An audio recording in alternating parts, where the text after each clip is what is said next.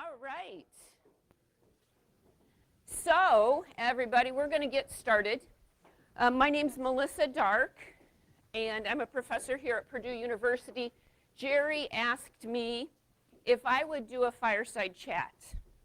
And so when I envisioned this, I envisioned Diana and Tim and Neil and I sitting down here amongst you, and we would be fireside chatting with you. But I'm told that's not possible. I asked yesterday. But for videotaping purposes, that can't be done. So I'm going to start, I'm going to ad lib here real quick. So what can I do? I'm going to start with a few questions. Set the tone about fireside chats, okay? So who gave the first fireside chat? FDR gave the first fireside chat. That's correct. When was the first fireside chat delivered? The day after a tornado warning? No, I looked. I thought, wouldn't that be so ironic if there was a tornado warning in the United States? I checked only in the United States, Dickie. So when was it? It was 1933, and there was a tornado warning on March 14th, 1933 in Nashville, Tennessee. Closest one, okay? And this one is Reagan's first State of the Union address. Since I had Reagan on the last slide, I thought I'd carry that through. So there were a total of 30 fireside chats. And this question is asking you, what was the theme of the first and the last? Number 1 and number 30. The bank crisis and the fifth war loan drive. That's correct. So, but the focus of our fireside chat here is D. Okay? The cybersecurity labor market and demand and supply. And this is a bonus question that has a prize with it. And the question is not up here. What is the average length of a fireside chat? I'll take the first 5 answers, closest person. 30 minutes, who said it? Okay, any other answers? 20, 26. 45. 45. Going, 35 was 29 and a half minutes. 29 and a half minutes to Don Ray. It's good to see you.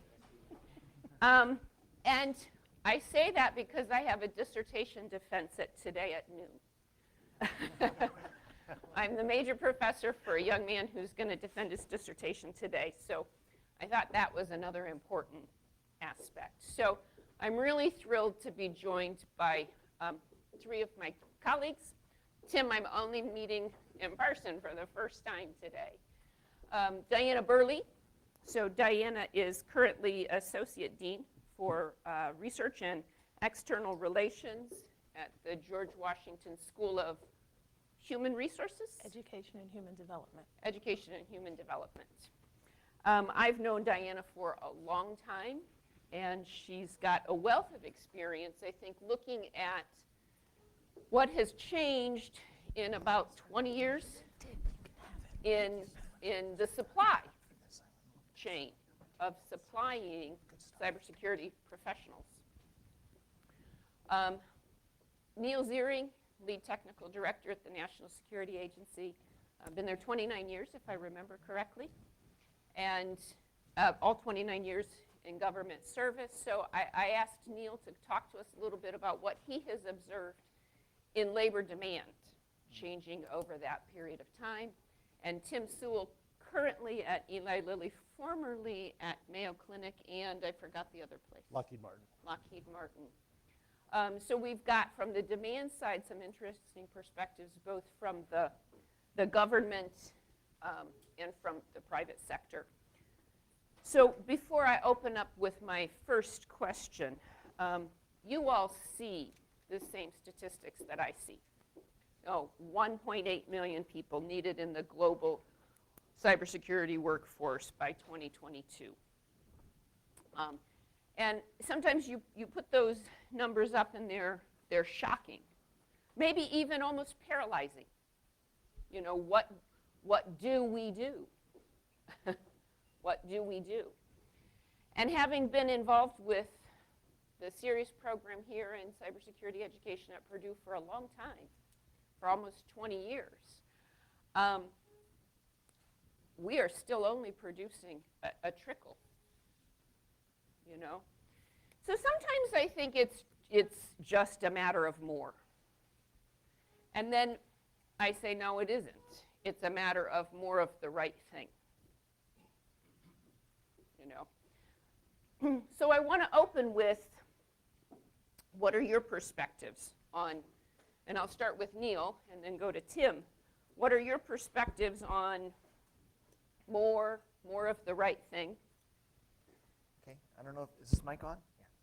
Yeah. So I think it's partly a matter of more, but it's not exactly the same mix of people that we wished to hire, that were sort of wanting to pull into the cybersecurity profession than it would have been, say, 5 or 10 years ago, right? I think, at least in my perception, watching that from the government side, there was a lot more emphasis on what I might flippantly call boxes and processes. You know, hiring people who could build boxes for us, and hiring people who would run what we might think of as security compliance processes, you know, your accreditors and testers. Not that those people aren't needed. We still need people to do that, although the experience we're asking them is a little different.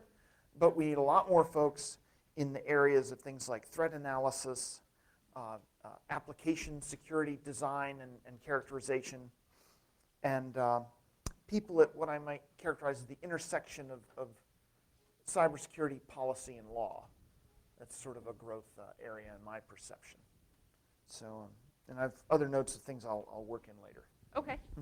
Tim, let's go to you. Yeah, Initial reactions. So I would agree with you, Neil. I think it's a question of more of what. And I think there's, especially in kind of post-primary education, there's an emphasis on some really technical skills, which are important.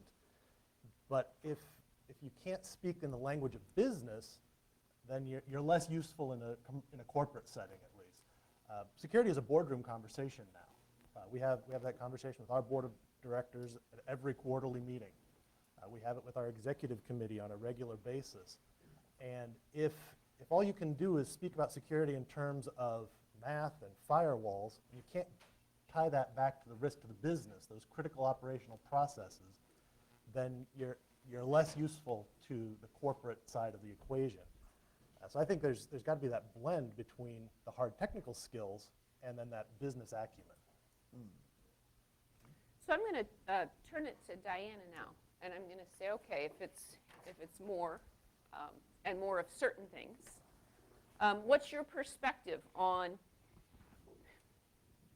the United States currently has about 260 schools recognized as centers of academic excellence in cybersecurity. Research institutions, 4-year schools, 2-year schools. You know, how is our system marshaling its resources to be responsive? How can it be more agile? Where do we get stuck? So we have about 260 CAEs, but we have 4,500 institutions of higher education in the United States. So we still have a long ways to go, even if we just look at that balance. Because the reality is that it's not just CAEs that we're looking to develop the cybersecurity workforce. So we have a long way to go. Even when we look inside the CAEs and we look inside the institutions that are developing students, they're primarily based in computer science, computer engineering, IT, places where curricula is very heavily focused on the computing aspects of the challenge, but also where the curriculum is so full that it's difficult to add in some of these other elements that we need, where we've heard business policy, law, business acumen, communications, and all of that. And so we really have to think a bit more broadly and holistically about how to implement and develop programs that will allow us to strike the right balance. And we've been working on some initiatives to help us to do that. But we really have to think a bit more broadly about how to effectively balance the development of technical skills and also the development of the business acumen and the communication skills that will allow our cybersecurity professionals to be able to function within their organizations. Okay. So I want to stop for just a minute because I'm supposed to be doing a fireside chat and not a panel. Should be like in And armchairs I want to go ahead by the fire, right? and invite some of you to, yes, please. I am inviting you to make Go comments, for it. yes. Can you hear me? Yeah, I'm Fred Scholl, consultant, and thank you very much.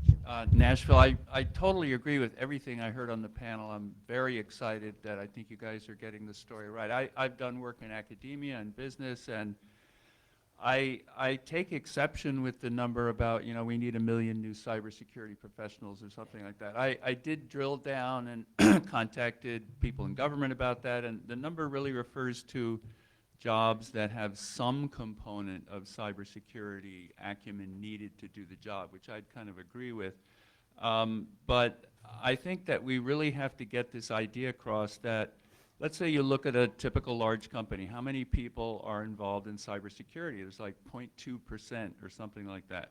So let's say we increase it to 0.25%. Is that going to have any effect? No. I think we need to develop more programs to train the other people in the company and not just do the boring annual awareness training. And several of the speakers here have talked about that. So my question is there any hope for getting the concepts of cybersecurity into the boardroom, into the senior management, so that when there's this dialogue between the 0.2% and the rest of the people, progress can be made more effectively? Okay, great question. Initial responses? Yes. Okay, good. Absolutely. In fact, the program that you all were talking about earlier, where we're spreading across at Purdue, even looking across different schools, is a testament to that. But I would take issue with the 0.2%.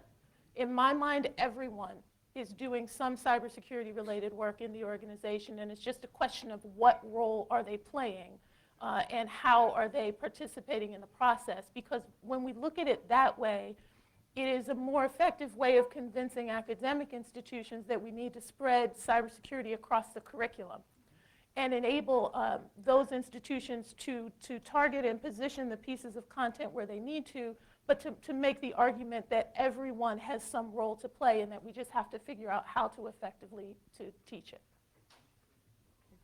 Neil. I'm going to try to add something to that from a specifically sort of government or intelligence defense viewpoint. And that is that we hire a lot of folks who aren't, primarily cybersecurity, intelligence analysts, financial analysts, people like that. But because cyberspace is so deeply integrated in our businesses and societies and missions these days, all of those folks need to have some cyber knowledge, cybersecurity or defensive knowledge as part of their education, right? If I come to Purdue to hire a person whose expertise is in Middle Eastern area studies, I would like them to have a little leavening of cyber knowledge in there, because that's the way the world's working these days. So there's both growth in the person who is a cybersecurity professional first and foremost, whole variety of capacities, and in many, many other specialties across our businesses and agencies, just like Fred was saying there. I think that's a puzzle for educators, how to work that in curricula that are already pretty full. Mm-hmm. Yeah, and I want to pick up on that in just a minute, but I wanted to see first, Tim, if you had a comment, and then I know we've got another gentleman here. Yeah, I would say, like I mentioned, our board does get it, and maybe we're lucky, maybe we're unlucky, because they really do seem to get it. I trace it back to the Target breach, right, where you had a lot of senior executives lose their jobs that had nothing to do with cybersecurity. At that moment, it became everybody's responsibility, from the company president to the guy in the mailroom who's still got an email account and gets those same phishing messages that everybody else in the company receives. I would love to see more cyber curriculum baked into every academic discipline, much the same way you see computer skills built into every discipline today. I mean, you can't go study mineral sciences without a computer degree or a computing class, so why not the security piece of that same tool that you're going to use no matter what discipline that you're pursuing? Okay, thanks. Let me turn to you. Hello, I'm Brett Miller from the University of Michigan. I'm a Purdue engineer grad though, so hopefully I'm among friends. My question is, do you think that there are any lessons in the way that you meet a labor shortage in a technologically changing environment, such as, say, the Industrial Revolution?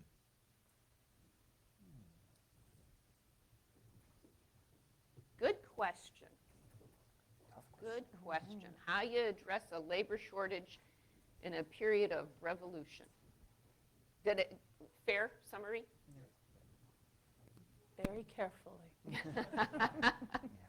I do think that there are similarities, and this is something that a colleague of mine out at the University of Washington and I have struggled with, because I think that if we just look at the way that higher education is structured, and we use that as a mechanism for understanding the shift in the way that the labor market works, the current way that higher ed is structured really isn't serving us well in a field like cybersecurity. Because inherently in our structure are these silos that we have spent a great deal of time constructing intentionally, purposefully, because we felt that it was the right way to get the depth of knowledge that we needed in engineering or computer science or English or whatever it is. And the reality is that this field, that siloed structure, is actually hindering our ability to do the kinds of content across the curriculum, problem-based education that we really need to be more efficient in the way that we educate our cybersecurity professionals. So in some ways, there's a mismatch in the current state of the labor market, the current state of the field, and the current state of the structure of higher ed that we need in order to get our people into that labor system. I'm going to take a slightly different angle. I think that the person asking the question is right. We have to have, I think, a diversity of sources to build up a labor force to support this sort of cyber revolution that we're living in. Higher education and sort of the traditional academic pipeline of getting a bachelor's and getting a master's, it is one of those sources, far from the only one. A huge one for us, for example, at NSA, we call military conversions. People who serve time in uniform and then after separation or retirement from the military, yeah, you did that, come in back as civilians, but they bring different experience, different viewpoints, different training with them.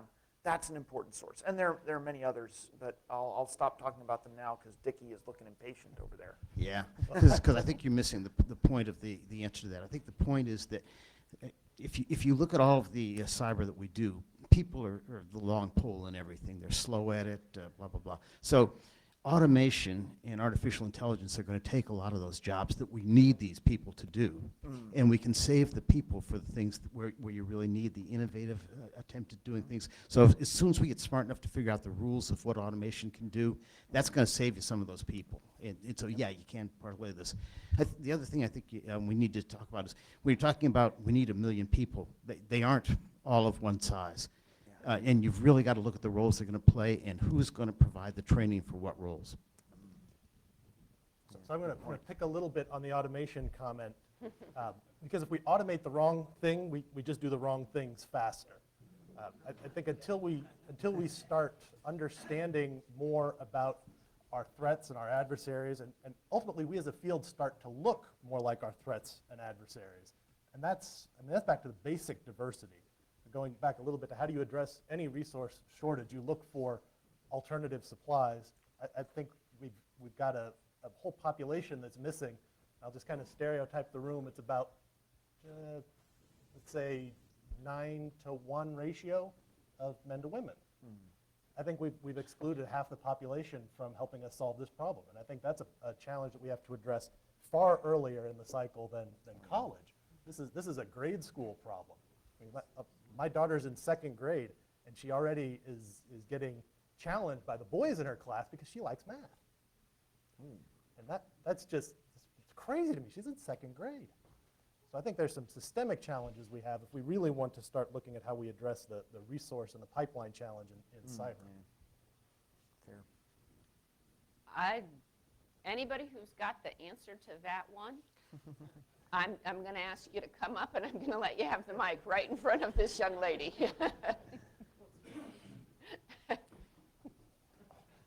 All right. So, I don't so even what's have another happened is that women have taken a lot of the jobs that men used to fill in the medical field. And so we've had that shift. All of my doctors are women now. When I was, your age, all my doctors were men. And so we've had that shift all over the place, and that's what's happening. So, yeah. Okay, so maybe not the answer, but hope. Hope. Time is the Follow answer. that model. Yeah. Okay. Yes, you may. No. All right. If I could comment, I think we have a marketing problem. We don't have a technology problem. When I talk a lot about women in STEM, I've been an electrical engineer in the industry for 20 years. When I ask my colleagues what I should talk about cybersecurity, they say talk about how great the technology, like how cool the technology is and relate it to gaming. Neither of those things is interesting to me. It's intellectually interesting, but I care about technology for what it does to help humanity, to solve problems. If you look at where the women go in engineering, it's environmental and it's biomedical, because you see a direct connection to how you help people. To the medical comment, you are helping people.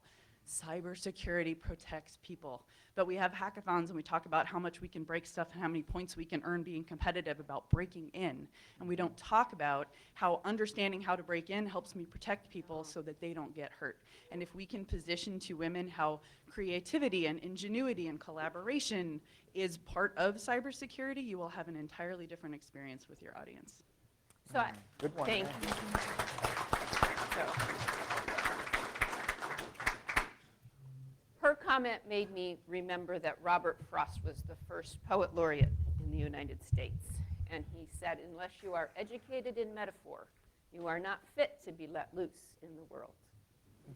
So maybe we need to think about our metaphors, what we communicate to people about what cybersecurity is. Yeah. You've been waiting patiently. Thank you. I actually had a comment about something Diana had said, but Okay. it took me a minute to build up courage to walk up here.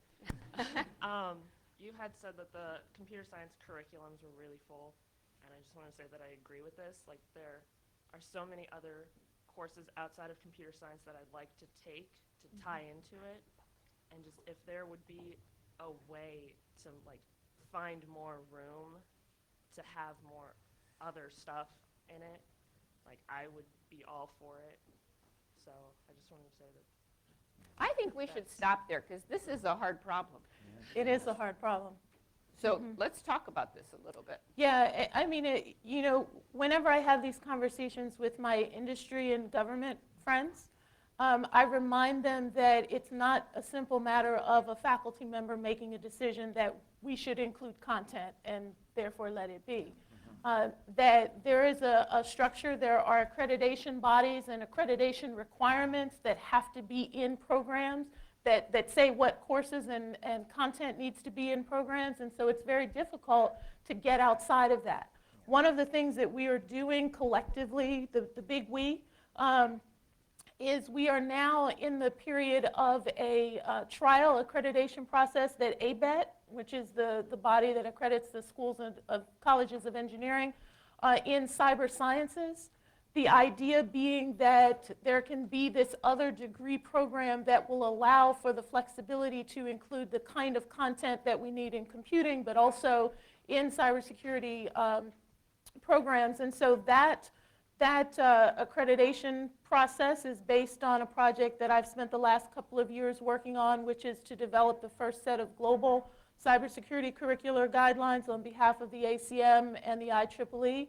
And so what we tried to do was to outline a framework that would provide both the depth of content but also the flexibility within the curriculum to allow for institutions to be able to address those issues. So your point, your comment, wherever you went, is well taken. There you are. SPAF just asked permission from this gentleman to cut in line, and I think it was granted. Checking? Yes, okay. He knows what happens if he says no. So I wanted to just add to this, as someone who has for years tried to get my colleagues here to have something about security, privacy, those issues into the curriculum for all students to have. And it's still a matter of electives at the undergraduate level, because we are also driven by demand. Yep. And although we here know the demand for people who are trained in this area, what is the department focusing on right now? Well, it's big data. It's data analysis, data science. And huge push there. There's a new program. They just established a new university center. That is one of the two areas, along with AI, that is the majority area all of our incoming students want to take. And in large part, it's because the companies that are corporate partners that are hiring our students, that's what they want. It's whatever the latest buzzword is. It's not a matter of saying everybody should have cybersecurity.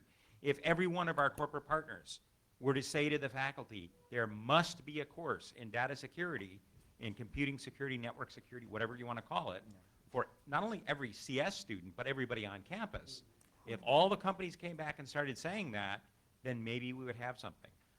I have tried repeatedly to get courses or even a major started in this area and been shot down because I've been told there isn't money in it, there isn't enough demand.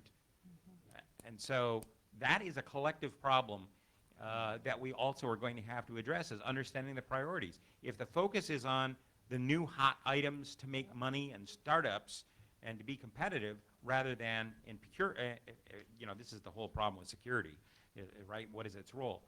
Then we aren't going to have the advances at the university. So if you want to expand on that, feel free. But that's from in the trenches. That's been the experience here. Amen.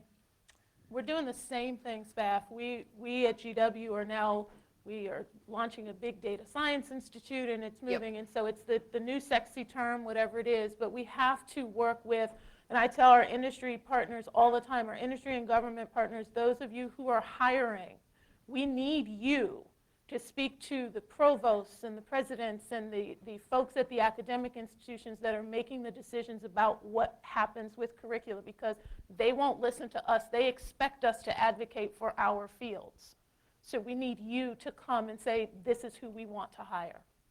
I had two thoughts, which was to ask everybody here, if you have the opportunity to lean into this conversation, lean in, because we do need you.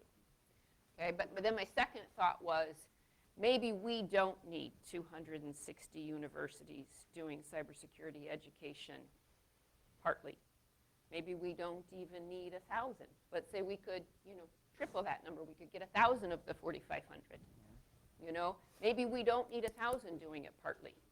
Maybe we need a small number. Maybe we need a National Cybersecurity Academy.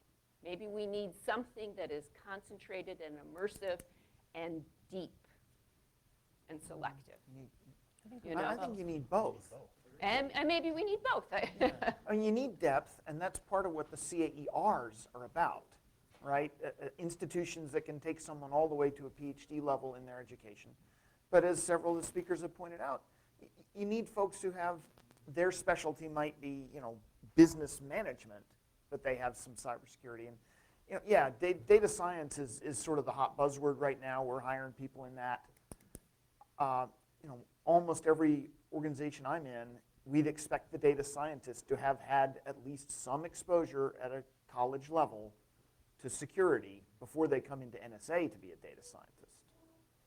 And I think there are a lot of corporations where that would be true as well. Certainly a lot of our big industry partners. They just expect that. It's become so important that you don't even say it anymore. You just look for it. You gotta continue saying it. Yeah. So you're right, we do. And thank you for reminding us of that, and we'll try to do better at it. Okay, Tim? Right? Yeah, Be I better? would say, when we hire a research chemist, we assume that their curriculum included a course on ethics and how to use that knowledge well and how not to create chemical weapons in a laboratory environment. That has not proven to be the case in technology fields. We are lacking that, what I think we see from a business perspective as a basic assumption that we teach people how not to do evil in this field. It seems to be missing in computer science and other technology disciplines.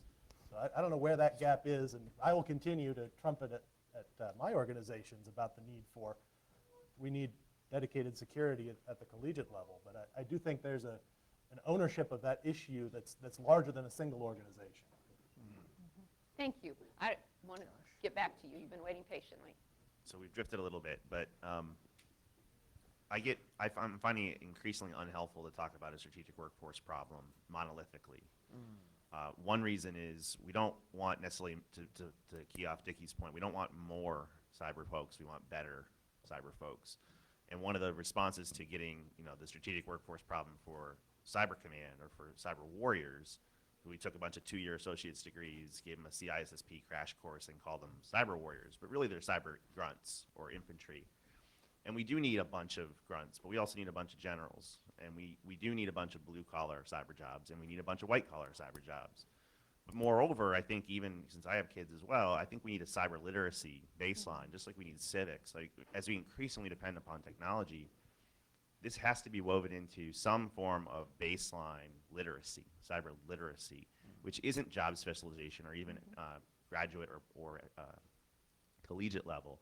But moreover, we want, on top of that, that every major has the fit-for-purpose subset of the cyber spectrum woven into them. So if they are an executive, if they are an entrepreneur, if they're a developer, what's that subset of that spectrum of cybersecurity that would make them good receivers of people? So I might major in cybersecurity as a career, but all my developers I interact with should minor in cyber secure development, resilience, ruggedness, et cetera. So one of the questions after this monologue is, how do we that want to see better inclusion, want to see earlier inclusion, how do we talk differently so it's not this monolithic, fuzzy thing that doesn't go anywhere? Because what I'm most concerned about lately is the strategic workforce problem in medical to get qualified security people into hospitals in rural areas is directly competing with Cyber Command or directly competing with financial services. So we don't even just have a single pipeline problem. We have to decide as a nation, where do we want to place the emphasis, the scholarship programs, the loan forgiveness, such that we are pushing folks toward the areas we strategically need most help, not just the one who's loudest or has the most taxpayer funding. So there were a number of issues that you raised in your monologue. So I'll address and they were all great points. I'll address just a couple of them. One, I think in terms of thinking about the general literacy and trying to push down, one of the things that we have to reconcile is the way that we talk about this. We often move into we need to get more people in the cybersecurity workforce.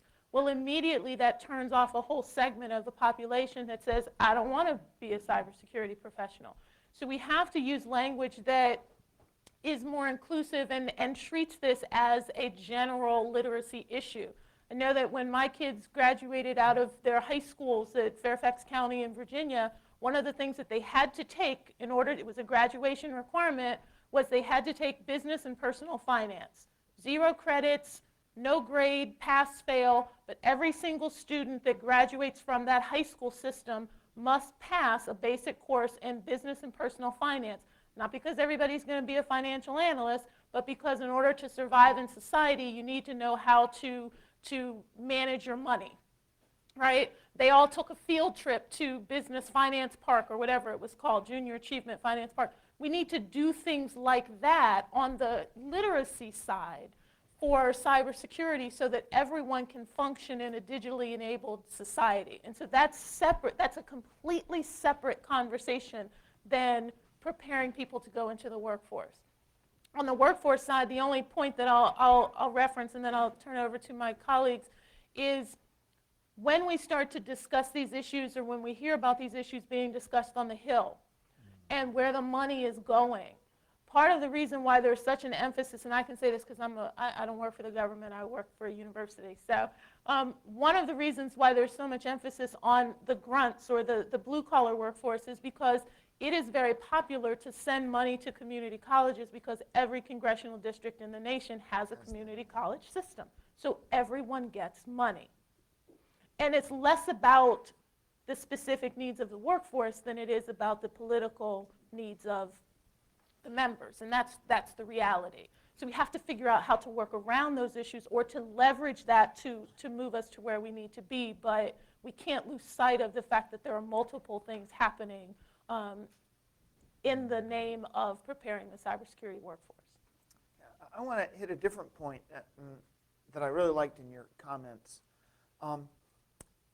If we want cybersecurity to be sort of the part of the knowledge base of people in different specialties, your business guy, your intelligence analyst, your lawyer, etc., then you're right. We need a tailored sort of, I don't know if you call it an addition or element of the educational experience for those folks, and it can't be the same, right? The knowledge needed by an attorney is not the same as the knowledge needed by a communications specialist.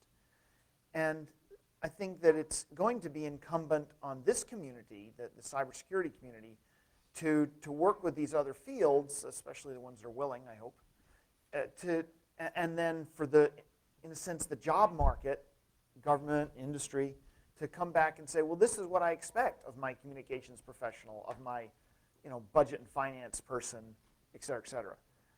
That's going to be a big job, but I think if we really want that vision of a sort of cyber-savvy workforce to be realized, we're going to have to do that. And this community is the hub, I think, of that. Thanks. Yeah, and it's never fun to talk about sticks. It's always more fun to talk about carrots. But if you look at least in a white-collar environment today, if you interview for a job and you can't operate PowerPoint, you are at a strong disadvantage for achieving that job. And I think we're going to start moving these basic cyber behaviors in the same way. If you can't identify a phishing email, or if you can't identify a potentially malicious link, you're going to start to be disadvantaged in hiring and in promotion conversations, because we are starting to just expect those behaviors out of our workforce. Interesting. I will turn it over to you, sir. All right, I'm Ryan Okins, a security architect at Eli Lilly. And one of the big debates that you hear across information security are, where does your CISO kind of line up? Do you fall under IT? Do you fall under risk? Do you fall under legal? Is that the same identity crisis that we have with higher education on where does the information security program fall, whether it's in computer science, or would we benefit more by either, I think, Neil, you were starting to hit on this, of putting more curriculum within business or within an English major, let's teach them technical writing capabilities. You would highly increase the job opportunities, I think, to just get some level of cybersecurity formalized training on their resumes as they're leaving higher education. Are there any efforts underway to do that? And also, I think there would be a lot of commercial and private company partners that would be willing to help with curriculum in those various areas to support educational courses to do that. I'll be very quick, because I know you wanted to comment on your colleague's thing. My strong belief is that the U.S. educational system is big enough that we need a variety, right? And I look at a lot of CAE applications, CAER applications, and they do have a variety today, but it's not sufficient yet, right? You should have some cybersecurity programs that their center of gravity is more towards the School of Business, or towards the School of Engineering or Computer Science, or perhaps, I don't think we've seen these yet, but maybe in the law school. We need that variety, and that's going to be a long project to get it. You don't have to. Don't feel compelled. Yeah, I'm not compelled. I know Neil deferred to you. I've got an easy answer for this one. I Okay. think that interdisciplinary programs like CERIAS play a key role in that, because that's where you can easily create that intersection of fields.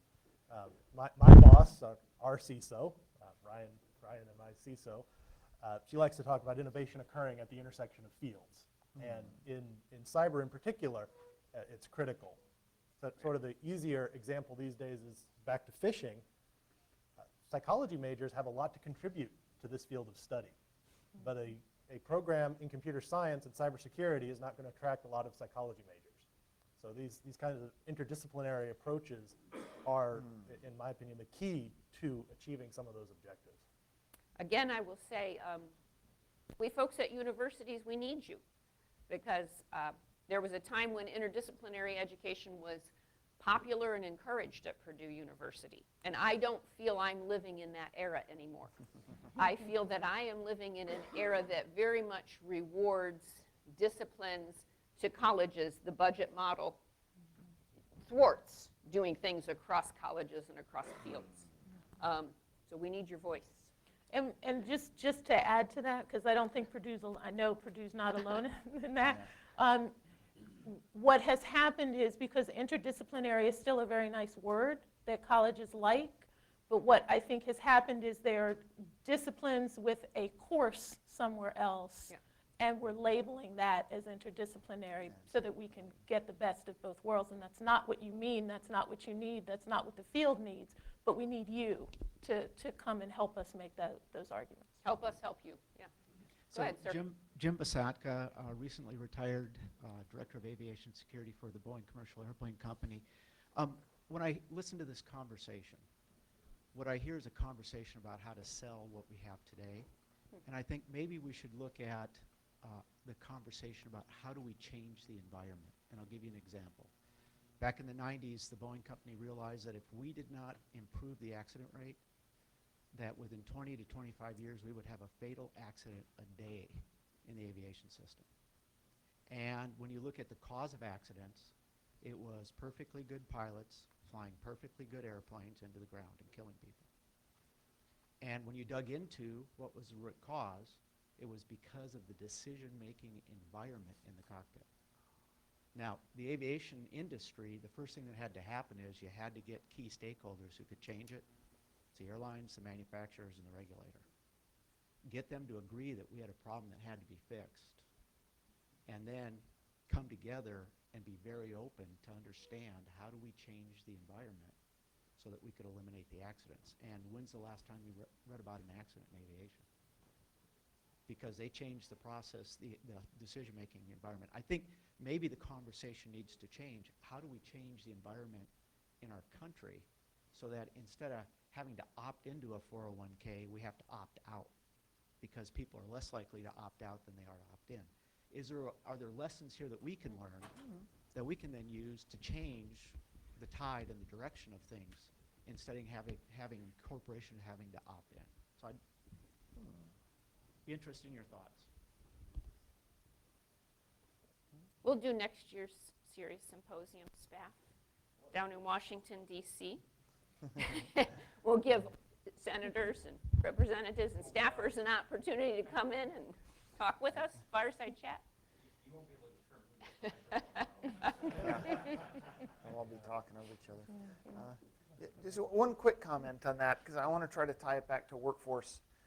If we're going to change the cyber environment, and there are many ways that we could do that, I think it's going to be the research community has to help lead the way on that, right? I don't think you're going to get it out of the folks in the trenches, because in my experience, they're so busy fighting fires that it's very difficult for them to kind of look up and see a long-term vision for a different sort of cyber environment.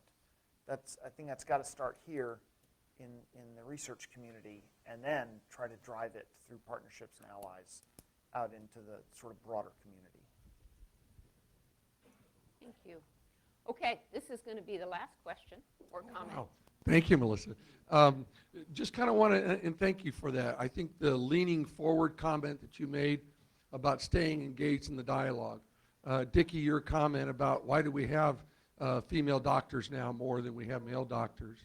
And I think the comment that was made by the young lady about how do we articulate cyber profession in the words that are understood by a greater diversity is very important. We had an 11th grader keynote the NICE K through 12 conference, an 11th grader. who started his own corporation, his LLC. Now, you know, his dad's a cybersecurity professional, et cetera, so he has the pedigree, right? But his complaint and why he started his LLC is because kids in the 5th, 6th, and 7th grade don't know what a cybersecurity professional is. And there's no one aching to be a cybersecurity professional. The comment was, oh, I don't even want to do that. Well, we don't know what that means. So I think we need to lean forward at the lower level in the K through 12 space and lean forward in the things that we've talked about of how do we change. I like the comment that was made about the Industrial Revolution. How do we strategically start thinking? We've been tactically thinking for way too long. How do we take the energy, and it is energy, to set aside the time to continue a strategic dialogue in parallel with the tactical problem we have to solve? We can't abandon that. But how do we do in parallel a strategic national conversation that changes the paradigm? All of us have these stories. My 8-year-old granddaughter doesn't know anything but an iPad and an iPhone and those technologies. But have we taught them to be a good cyber citizen? I would say no. When I was a little kid living on 9th Street Hill, Mom and Dad said, you don't go next door and go into somebody's refrigerator and get something to drink. Okay, that's being a good citizen. We haven't taught that in the cyber world. And I think we need to think about strategically how to do that and make it so that when we give that 8-year-old a device, they know that there's nothing sacred on Facebook and that you can't believe that stuff anymore. You got to do your own fact checking on information. So I agree that we need to lean forward. We need to keep the dialogue going. Phenomenal dialogue in all these panels, phenomenal stuff. Thank you, CERIAS, for holding this. I think we just need to figure out a way to continue the dialogue throughout the industry. Thank you. Thanks. Raise it up. Okay, Tim, last ask, last thoughts. I'm really intrigued, Mark, by your thought. I think that's a strategic change, not just in cyber, but that's really a change in how society functions. You know, we have tried to take many of our physical world processes, and speaking in the business environment, the easiest thing to do with technology is to accelerate what I do today. Mm-hmm. But I don't actually get the benefits of transformative technology unless I change what I do today to achieve the same or better outcome. And I think it's an interesting way to think about cybersecurity. How do we change the conversation from what are we doing to how do we achieve that better outcome? Good, thanks. Neil, last ask, last thought. Oh, yeah, so many good topics in this conversation. I think I want to go back to something that someone said earlier about automation. I think that is going to have some effect on the workforce. You know, many companies as recently as 6 or 7 years ago actually used to hire people to go apply patches. Right? And now you would do that, right? So automated systems apply the patches and human beings go troubleshoot the ones that didn't work. I think overall we're going to start seeing that across both the people who are full cybersecurity professionals, people who just need a bit of cyber savvy. It's how do we enable the technology to make us more powerful, right? Sort of along the lines of how do we reach that vision for better ways to achieve the desired outcomes. And I think that's going to change the workforce composition that we're looking for in the future. The metaphor I like to use is I want a person who knows how to do X, but is especially good at teaching a machine learning algorithm to do X faster than and more completely than he can. Just a metaphor. You mentioned those earlier. But I think that's going to change what we ask of the students and of the people that we hire. Thanks, Neil. Diana Burley, last ask, last thoughts. I would just ask that you remember that we're talking about a whole ecosystem here. We need students to come into the system, but we also need faculty to teach the students when they're in the system. And one of the things that we often forget about when we're having these kinds of conversations is the fact that at the university, at the post-secondary level, we have a very serious problem in terms of faculty members who are able to actually teach and get the students into the workplace. And so as we look for solutions, as you lean in, as Melissa says, and you're leaning in on getting those young kids interested getting those middle high school age kids prepared, getting the curriculum developed. Remember that you also have to have some time to emphasize preparing the people who will actually teach these individuals at all levels, because without that, none of these programs will have a chance of making it. Thank you. I wore my Fireside scarf for you all today. Make sure you recognize that. Last question, how did every Fireside chat end? The TV turned off, fireworks. Star Spangled Banner. So, thanks for being here. Thanks for participating. Any announcements for lunch? All right, thank you.